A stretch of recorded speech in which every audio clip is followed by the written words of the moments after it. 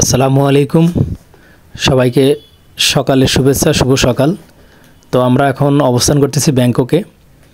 আজকে আমরা ব্যাংককে এসে কিং পাওয়ার মহাকানন নামক একটা টাওয়ার আছে, এই টাওয়ার পরিদর্শন করতে যাব। আমরা যে রুমে আছি সেই রুম থেকে পাশের যে সুউচ্চ বিল্ডিং আছে এই বিল্ডিংটা আপনাদের দেখতে পারতেছেন। তো আমরা নাস্তা করব এখন। নাস্তা করার পরে সকালে নাস্তা শেষ করব, শেষ করার পরে ইনশাল্লাহ আমরা মহাকানন এই টাওয়ারটা দেখতে যাব। এই টাওয়ারটা খুবই ফেমাস একটা টাওয়ার।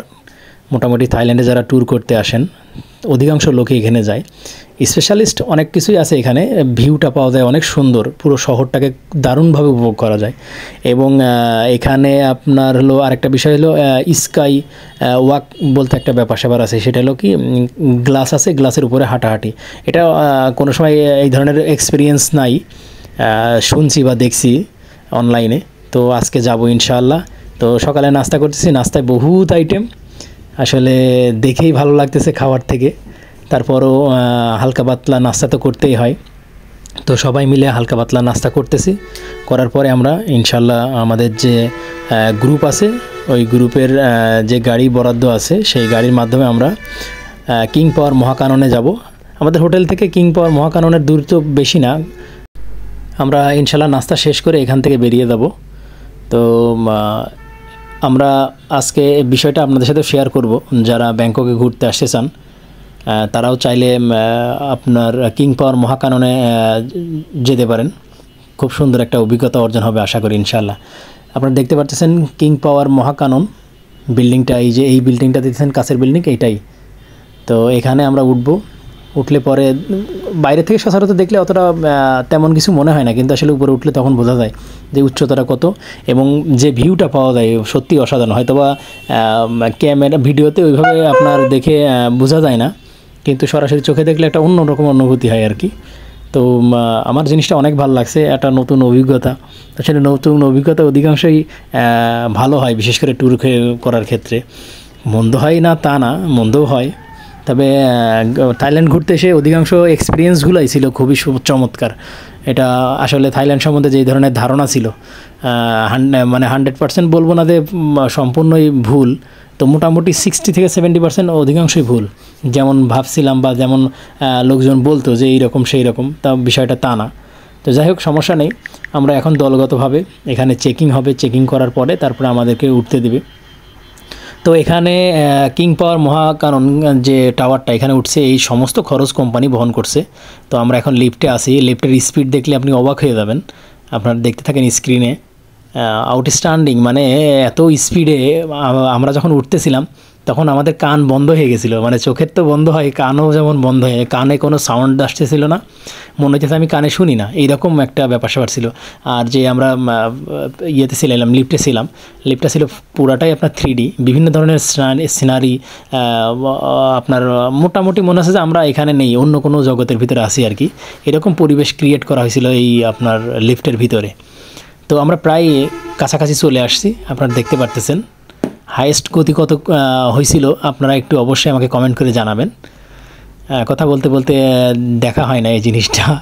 তো দেখেন চারপাশে লিফটের ভিতরে কত সুন্দর পরিবেশটা দেখেন, একদম ফুল 3D, মনে হচ্ছে আমরা জঙ্গলের ভিতর দিয়ে যাচ্ছি। অনেক ধরনের সিনারি ছিল আর কি এখানে। তো যাক, অ্যাট লাস্ট আমরা চলে আসলাম আপনার হলো কিং পাওয়ার মহাকানন। এই লিফট থেকে আমরা এখন নামবো। ভিতরে দৃশ্যগুলো অমায়িক লাগতেছিল, মনে হচ্ছিল আমরা এক জায়গায় দাঁড়ায় নেই, এটাই চলতেছে। এবং চারিদিক থেকে মনে হইতেছে যে আছে, এই যে আমাদের সব লোকজন আছে এখানে। মোটামুটি লিফটেও অনেকজন ধরে, প্রায় 30 থেকে 35 জন ধরে লিফটে। তো এই লিফটের পাওয়ারটা অনেক সুন্দর। এই যে আমরা এখনও চলে আসলাম, এখনও ফুল সুউচ্চ যে জায়গাটা সেই জায়গাটায় এখনও যেতে পারি নাই, সিঁড়ি দিয়ে উঠতে হয়। সিঁড়িগুলো খুব সুন্দর করে করছে যাতে উঠতে বেগ কম পেতে হয় এবং নামতেও যাতে অসুবিধা না হয়। আসলে সব সিস্টেম অনুযায়ী এরা করে আর কি। তো দেখতে পাইতেছেন যে ভিউটা কত সুন্দর। আসলে এমনি উপর থেকে যখন আমরা ড্রোন শটগুলো দেখি আউটস্ট্যান্ডিং লাগে দেখতে, ঠিক তেমনই, যদিও ফোনে ভিডিও করা, তারপরেও মোটামুটি হয়তো আপনারা বুঝতে পারতেছেন যে শহরটা কত সুন্দর দেখানো যায়। ভালো লাগলো জায়গাটা। এবং এখানে দর্শনার্থীদের প্রচুর ভিড়। আমার মনে হয় ব্যাংককে আসলে পরে এই জায়গাটা কেউ মিস করে না। খুব সুন্দর এই জায়গাটা। আপনারা চাইলে আসতে পারেন।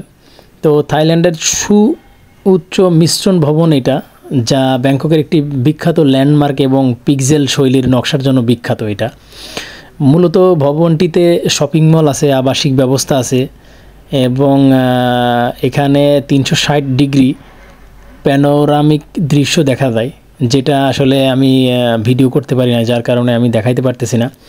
এবং স্কাই ওয়াক যেটা বলতেছিলাম, যেটা হলো গ্লাসের উপরে হাঁটাহাঁটি করা যায়। এটা প্রায় আপনার 310 মিটার উঁচু থেকে হাঁটা যায়, যেটা আসলে একটা রোমাঞ্চকর অভিজ্ঞতা। আমি তো আসলে প্রথমে যখন গ্লাসটা দেখলাম, হাঁটাহাঁটি করব ভাবতেছি, তো প্রথমে আমার পায়ের ভিতরে একটা কেমন একটা শিহরণ হইতেছিল, মনে হচ্ছে যদি ভেঙে পড়ে যায় তাহলে তো আলু ভর্তা হয়তো বা আমাকে খুঁজে পাওয়া যাবে না, এত সুউচ্চ বিল্ডিং। তো অনেকে নামতেছিল, প্রথমে নিজে একটা হেজিটেশনে ছিলাম যে নামবো কি নামবো না, তো পরবর্তীতে ইনশাল্লাহ সাহস করে নামলাম।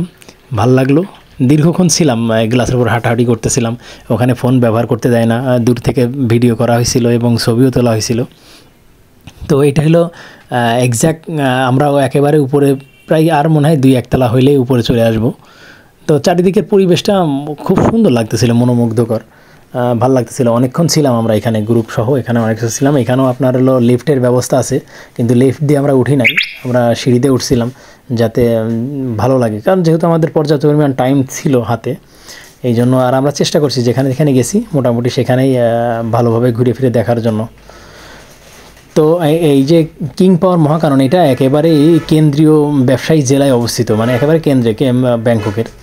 এই থাইল্যান্ডের এটা হলো সবচেয়ে উঁচু ভবন এবং পিক্সেলযুক্ত নকশা, যা একটি স্বতন্ত্র রূপ দেয়, যেটা প্রথমে আপনাদেরকে দেখালাম যে কাচের তৈরি এবং দূর থেকে দেখলে অন্যরকম মনে হয়। তা আমরা একেবারে সর্বোচ্চ যে জায়গা সেখানে চলে আসতেছি এবং দেখতেছেন চারিপাশে গ্লাসের প্রোটেকশন দেওয়া আছে যাতে কেউ পড়ে না যায়। গ্লাসগুলো অনেক পুরু এবং শক্তিশালী গ্লাস। তো এখানে ওঠার পরে দেখলাম যে চরম পর্যায়ের বাতাস, ঠান্ডা পরিবেশ এবং এনভায়রনমেন্টের টোটালি চেঞ্জ যখন আমরা একদম সুউচ্চ জায়গাটাতে উঠলাম এবং দূরে থেকে নদী দেখা যাচ্ছিল এখানে।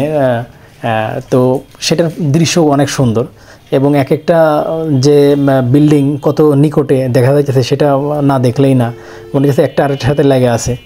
তো এমনিতে শহরগুলোতে দেখা যায় যে একটা বিল্ডিংয়ে মোটামুটি উঠলে অনেকগুলো বিল্ডিংয়ে যাওয়া যায়। তো এখানে একেবারে সুউচ্চ বিল্ডিংয়ে যখন আমরা উঠলাম কিং পাওয়ার মহাকাননে, তখন সেই জিনিসটা আরও বেশি। এই যে দেখতেছেন সবাই গ্লাসের উপর হাঁটাহাঁটি করতেছে, তো এখানে আলাদা একটা জুতা পরতে হয়, ওনারা দিয়ে দেয়।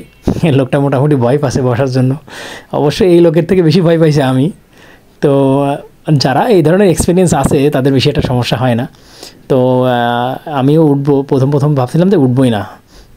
তো এখানে ওই এক ধরনের মোজা, কোয়ালিটির জুতা, নরম জুতা পরতে হয়। এই জুতা পরার পরে আপনার হলো গ্লাসের উপরে যাওয়া লাগে। যদি স্কেচ পড়ে তখন গ্লাসটা টেকসইটা কমে যায় এবং ভেঙেও পড়ে যাওয়ার সম্ভাবনা থাকে। এই কারণে ভারী জাতীয় কোনো জিনিস, কলম, ফোন বা এমনি নিজের ব্যক্তিগত যে জুতা, এটাও পরতে দেয় না, একটা রেস্ট্রিকশনের ব্যাপার থাকে। যাই হোক, সবার আগ্রহ দেখে এবং সবাই দেখলাম যে এর উপরে হাঁটাহাঁটি করতেছে, তো নিজেও ট্রাই করলাম যে নিজেও যাই। দেখতেছেন যে আমি এটা বাইরে থেকে ভিডিও করছি, ওখানে ফোন নিতে দেয় না। তো থাইল্যান্ড আসলে দেখার মতো অনেকগুলো জায়গা আছে থাইল্যান্ডে আসলে। এখানে দেখলাম মূলত আপনার ফ্যামিলি নিয়েও অনেক আসে। তো আপনাদের পার্শ্ববর্তী দেশ আপনার হলো ইন্ডিয়া এবং বাংলাদেশের প্রচুর পরিমাণ লোক আসে এখানে, মোটামুটি বিশেষ করে ইন্ডিয়ার লোক আসে প্রচুর। যে হোটেলে গেছি ইন্ডিয়ান লোক দেখছি, বা যেখানে টুরিস্ট স্পটগুলোয় গেছি ইন্ডিয়ান লোক অ্যাভেলেবেল। বিশেষ করে তেলেগু, মালায়ালাম যে ভাষাভাষীর লোকজন, এনাদেরকে অনেক বেশি দেখা যায় এবং এরা বেশ ফ্রেন্ডলি এবং এরা মোটামুটি ইংরেজি ভালো পারে। তো এদের সাথে কথা বলে দেখলাম যে এরা বেশ ভালো। বাংলাদেশ সম্বন্ধে এদের ধারণাটা আসলে কথা বলে বুঝলাম যে একেবারে যে খারাপ তা না, সব দেশে কম বেশি ভালো মন্দ মানুষ থাকে, তবে খারাপ না। এবং এদের দেখলাম অনেক কয়েকজনের সাথে কথা হলো, বাংলাদেশে বিজনেস পারপাসে অনেক ফ্রেন্ড আছে এবং বাংলাদেশের বিভিন্ন জায়গায় ওনারা গেছে। তো পরিচিত হলে আসলে টুরিস্ট স্পটগুলোয় গেলে পরে বিভিন্ন দেশের ভাষাভাষীর লোকজনের সাথে যখন কথাবার্তা বলা হয় ভালো লাগে। এবং সবচেয়ে ভালো লাগে যখন শুনে যে হ্যাঁ বাংলাদেশে গেছি বা বাংলাদেশে পরিচিত লোক আছে, তখন মনে হয় যে না, সে খুব কাছের লোক। তো যাই হোক, আমরা এখানে আমাদের প্রায় সময় শেষ। এটা সবচেয়ে সুউচ্চ জায়গা ছিল আর কি, মানে ছাদের উপর ওঠার পরে একেবারে সর্বোচ্চ জায়গায় ওঠার পরেও আরেকটু জায়গা আপনার করছে, যেটা আরেকটু উঁচু। তো এখানে উঁচু জায়গায় আপনার একটা মূর্তি আছে, সবাই রিল্যাক্স, ছিটটিট দেওয়া আছে। এই যে মূর্তির কথা বলতেছিলাম, এই মূর্তিটা আছে তো এখানে এই মূর্তিটা এই পর্যন্তই শেষ, এরপরে আর জায়গা নাই। এখান থেকে দেখাশোনা শেষ আমাদের, এখন আমরা ফিরে যাচ্ছি। তো এখানে আসার পরে এই যে আমার ঘাড়ে একটা ব্যাগ ছিল, ব্যাগটা রেখে নেমে গেছিলাম। তো আবার আমাকে উঠতে হয়েছিল, যদিও আসলে আমাদের এমডি স্যার আমাকে খুব হেল্প করছেন এই বিষয়ে, কারণ একবারই ওঠা যায়, একটা গেট দিয়ে নামতে হয় আর একটা গেট দিয়ে উঠতে হয়। তো পরবর্তীতে এখানে উনি এখানে যাইতে যেছিল, তার সাথে কথা বলছিলেন। কথা বলার পরে আমি আবার আসলাম এখানে, মোটামুটি আধা ঘন্টা টাইম লাগছিল এই বিষয় করতে। আমি ভাবছিলাম যে ব্যাগটা হয়তো হারাই যায়, কারণ হোটেলের চাবি টাবি এটা ওটা অনেক কিছু ছিল আমার ব্যাগের ভিতরে। তো চমৎকার একটা বিষয় যে ওখানে আমি যাওয়ার পরে আমার ব্যাগটা যেখানে ছিল ঠিক ওখানেই ছিল, কেউ স্পর্শ করে নাই বা কেউ টাচও করে নাই। এবং আমি যখন ব্যাগটা নিলাম কেউ জিজ্ঞাসা করলো না যে ভাই ব্যাগটা আপনার কি না, এভিডেন্স দেন বা কিসের কী মানে অন্য জনের ব্যাগ নিতেছেন কি না, কোনো কেউ করলো না। আমি ভাবছিলাম যে হয়তো ব্যাগটা গায়েব হয়ে যাবে।